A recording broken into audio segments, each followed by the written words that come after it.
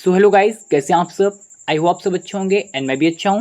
So guys, आज की इस वीडियो लेक्चर में हम आपसे डिस्कस करने वाले हैं बी फार्मा फर्स्ट सेमेस्टर का सिलेबस 2024 का। दैट मीन्स आपका ये लेटेस्ट सिलेबस रहने वाला है, ठीक है, जो कि पीसीआई से बेस्ड है। पीसीआई यानी कि फार्मेसी काउंसिल ऑफ इंडिया से बेस्ड है। तो उन सारी ही यूनिवर्सिटी और कॉलेज के लिए इंपॉर्टेंट सिलेबस रहने वाला है जो कि आपकी पीसीआई से अप्रूव्ड है। ओके, उन सारी ही यूनिवर्सिटी और कॉलेजेस के लिए इंपॉर्टेंट है। अब थोड़ा सा हम वीडियो स्टार्ट करने से पहले थोड़ा सा अपने चैनल के बारे में आपको बता देते हैं कि इससे आपको क्या बेनिफिट्स मिलने वाला है इस चैनल से। क्योंकि जो हमारे नए व्यूवर्स हैं इन लोगों को भी पता नहीं होगा, जो हमारे प्रीवियस व्यूवर्स हैं उनको तो सारी चीज़ें पता ही होंगी, ठीक है। सो बेसिकली में क्या है, जो हमारा ई स्टडी फार्मेसी यूट्यूब चैनल है, ये आपकी प्रॉब्लम को अपनी प्रॉब्लम समझ के चीज़ों को सॉल्व करने की, आपकी प्रॉब्लम को सॉल्व करने की कोशिश करता है, ठीक है।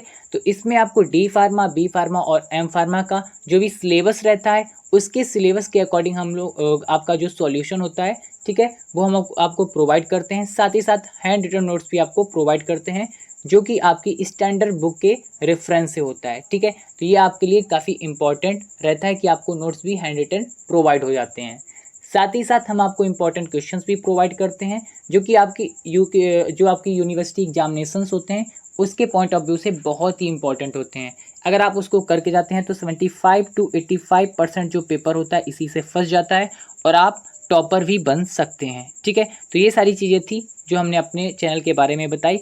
अब चलो हम आपको आज के इस सिलेबस के बारे में बताते हैं, ठीक है। बेसिकली में बहुत सारे बच्चों के मेरे पास कमेंट आए थे जो कि आपके बी फार्मा फर्स्ट सेमेस्टर में बच्चे आए हैं अभी, ठीक है। उन लोगों के काफ़ी सारे कमेंट आ रहे थे कि सर अभी हम लोग नए आए हुए हैं, हमें आपके गाइडेंस की ज़रूरत है, ठीक है, और हमें सिलेबस बताइए कि सिलेबस हम लोग कैसे क्या पढ़ेंगे, क्या आने वाला है। सो अगर हम बात करते हैं सिलेबस की, तो जैसे कि आप इंटर में पढ़ते थे, क्या होता था कि जो आपका सिलेबस रहता था, ठीक है, तो उसमें आप क्या करते थे कि आपका एक बुक रहती थी और उसमें चैप्टर वाइज या फिर लेसन्स बोल सकते हैं, तो उसके हिसाब से उसको डिवीजन किया था, यानी डिवाइड किया जाता था बुक को, ठीक है। लेकिन यहाँ पे क्या है कि आपको फर्स्ट सेमेस्टर में 6 सब्जेक्ट पढ़ने हैं थ्योरेटिकल, ओके, यानी थ्योरी सब्जेक्ट। अभी वो चीज़ें हम सारी देखेंगे जिसमें कि आपके 4 सब्जेक्ट जो रहते हैं वो रहते हैं एक्सटर्नल एग्जाम उसके होते हैं, और 2 सब्जेक्ट जो रहते हैं उसके इंटरनल एग्जाम होते हैं, यानी कॉलेज में एग्जाम होते हैं, ओके। और ये आपके एक तरीके से जो सीटी असाइनमेंट और पीयू होता है उसके हिसाब से इंटरनल के मार्क्स मिल जाते हैं। एक्सटर्नल के लिए आपको तैयारी करनी होती है बहुत अच्छे से, ठीक है। इंटरनल भी पढ़ना होता है लेकिन एक्सटर्नल के लिए बहुत ही अच्छी तैयारी करनी होती है क्योंकि इसका आपका बोर्ड जाता है, ठीक है। कुछ प्रैक्टिकल सब्जेक्ट भी होते हैं, वो भी हम आपसे डिस्कस करेंगे, ओके। सो चलिए डिस्कस करते हैं। एक चीज़ और डिस्कस करते हैं कि जैसे मैंने आपको बताया कि जो आपका सिलेबस होता है उसमें जो डिवीज़न रहता है, आपका क्या होता था कि बुक में आपका लेसन्स या फिर चैप्टर्स के हिसाब से डिवीज़न होता था, लेकिन यहाँ पे कई सारे लेसन चैप्टर को मिला के एक यूनिट बनती है, ठीक है। और यहाँ पे क्या होता है, सारे ही सेमेस्टर में ये रहेगा कि सारे सेमेस्टर में हर एक सब्जेक्ट की 5 यूनिट होंगी। टोटल 5 यूनिट आपको पढ़नी रहा करेगी, ठीक है, जो कि कई सारे चैप्टर से मिलके बनती है। अब चलिए डिस्कस करते हैं। बेसिकली में आपका, जैसे मैंने आपको बताया कि इसमें जो ये सारे आपके रहेंगे सब्जेक्ट, ये ठीक है, ये सारे आपके थ्योरेटिकल सब्जेक्ट रहेंगे। और जो ये पी बना हुआ है यहाँ से यहाँ तक, ये आपके प्रैक्टिकल, इसके आपके प्रैक्टिकल हुआ करेंगे। अब ये जो लास्ट के 2 सब्जेक्ट हैं ये आपके कैसे रहा करेंगे, इंटरनल, ओके, यानी कॉलेज में एग्जाम होंगे इनके। और ये वाले आपके एक्सटर्नल हुआ करेंगे, यानी कि आपको एग्जाम देने जाना पड़ेगा, ठीक है। अब चलिए डिस्कस कर लेते हैं। सो पहला जो सब्जेक्ट रहा करेगा, देखो इसका सब्जेक्ट जो है यहाँ हम ना बोल के कोर्स कहते हैं, क्योंकि ये सारी चीज़ें कोर्स बोली जाती हैं, ठीक है। क्योंकि इसमें कई सारी यूनिट मिल के बनती हैं तो इसको कोर्स बोलते हैं, ओके। इनका ये कोड जरूर याद कर लेना क्योंकि ये आपको एग्जाम में लिखना पड़ेगा, कोड याद कर लेना। सो देखिए यहाँ पे जो कोड है, पहला आपका सब्जेक्ट का BP101T human anatomy and physiology first, ये आपका पहला सब्जेक्ट है। अब अगर बात करते हैं कोड इसको क्यों दिया गया, सो देखिए BP जो है, BP इंडिकेट कर रहा है बी फार्मा को, फर्स्ट जो है फर्स्ट ये आपका इंडिकेट कर रहा है फर्स्ट ईयर को, 01 ये जो आपका 01 है ये आपका सब्जेक्ट को इंडिकेट कर रहा है, और टी जो है वो थ्योरी को इंडिकेट कर रहा है, ठीक है। ये चीज़ आई होप आपको समझ में आई होगी क्योंकि कई बार प्रोफेसर से पूछ ली जाती है कॉलेज में। सो पहला सब्जेक्ट आपका ह्यूमन एनाटॉमी एंड फिजियोलॉजी है, ओके। सेकेंड आपका जो है इसका जो कोड है BP102T pharmaceutical analysis first, okay. Then BP103T that means pharmaceutics first, ये आपका इसका कोड है और ये सब्जेक्ट है, ओके। सो इसमें ये आपका जो कोड रहने वाला BP1040, इसमें आपका जो सब्जेक्ट है फार्मास्यूटिकल इनऑर्गेनिक केमिस्ट्री, जिसको हम लोग PIC भी बोलते हैं। Okay, then BP1050 that means communication skill, ये आपके AKTU में है, अदर यूनिवर्सिटी में, कई यूनिवर्सिटी में नहीं भी है, PCI के सिलेबस में भी, ठीक है। इसके बाद आपको ये सब्जेक्ट पढ़ना पड़ता है BP106 RVT और BP106 RMT, that means remedial, जो आपका RVT है that means remedial biology, okay, theory, और ये जो आपका RMT है रेमेडियल मैथमेटिक्स थ्योरी। ओके, अब देखिए ये जो सब्जेक्ट है ये दोनों आपके रहेंगे इंटरनल, लेकिन इसमें आपको ये दो सब्जेक्ट नहीं पढ़ने हैं, इसमें आपको एक ही सब्जेक्ट पढ़ना है। ओके, मीन्स जो बच्चे PCB that means physics chemistry biology से आए हैं तो उनको रेमेडियल मैथ पढ़नी पड़ेगी, और जो बच्चे PCM that means physics chemistry math से आए उनको बायोलॉजी पढ़नी पड़ेगी, remedial biology. Okay, I hope इतनी सारी चीज़ें आपको क्लियर हो गई होंगी, ठीक है। अब इसी तरीके से BP107P जो रहेगा ह्यूमन एनाटॉमी एंड फिजियोलॉजी का आपका प्रैक्टिकल रहेगा। ओके, देन BP108P जो रहेगा फार्मास्यूटिकल एनालिसिस का practical, then BP109P pharmaceutics first का प्रैक्टिकल। ओके, देन BP110P रहेगा फार्मास्यूटिकल इनऑर्गेनिक केमिस्ट्री का practical. Okay, BP111P communication skill का practical. Okay, BP112 RBP remedial biology का प्रैक्टिकल रहेगा। ये सारे ही सब्जेक्ट के आपके प्रैक्टिकल इसमें अभी होंगे, ठीक है। तो चलिए अब वन बाय वन करके हम सारे चीज़ों को समझते हैं कि किस सब्जेक्ट में आपको क्या क्या पढ़ना रहेगा।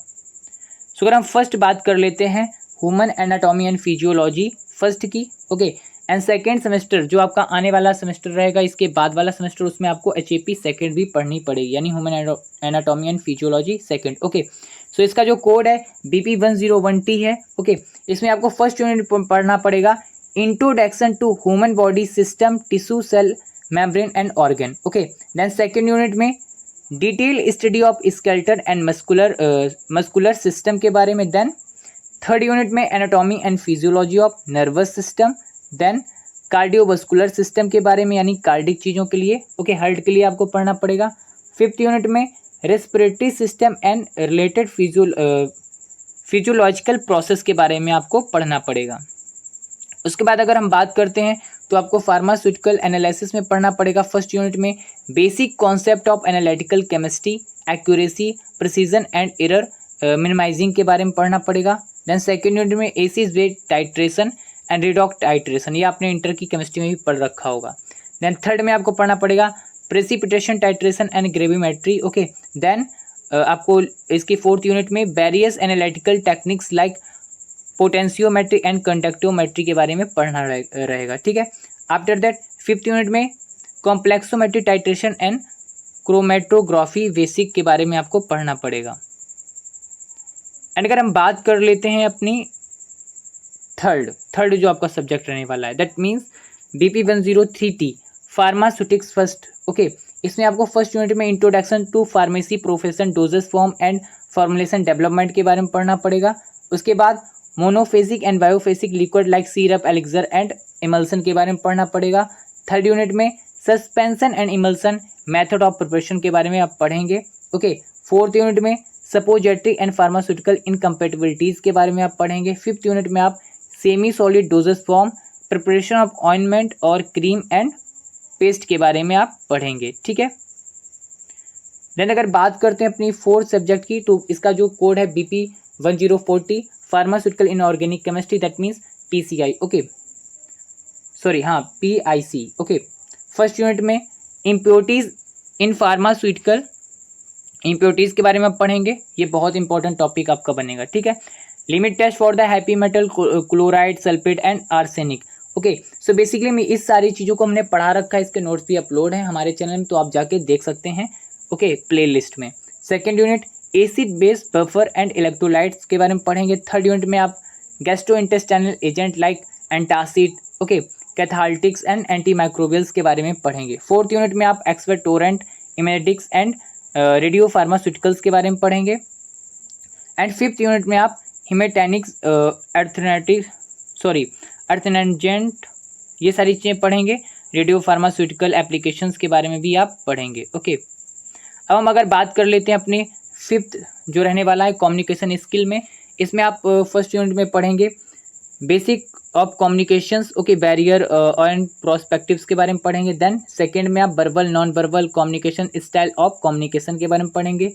थर्ड यूनिट में active listening, okay, effective writing communications के बारे में पढ़ेंगे। एंड फोर्थ यूनिट में आप इंटरव्यू एंड प्रेजेंटेशंस स्किल के बारे में पढ़ेंगे, जिसमें आपको इंटरव्यू की चीज़ें समझाई जाएंगी। ओके, अब बात कर लेते हैं इसमें, तो इसमें हम आपको बता ही चुके, एक जो आपका पीसीएम वाला होगा फिजिक्स केमिस्ट्री मैथ वाला, उसको बायोलॉजी पढ़नी पड़ेगी, और पीसीबी वाला जो रहेगा उसको मैथमेटिक्स पढ़नी पड़ेगी। ठीक है, सो ये इसका बेसिकली में इन दोनों का सिलेबस है, बहुत ही शॉर्ट है, और ये इंटरनल आने वाला है।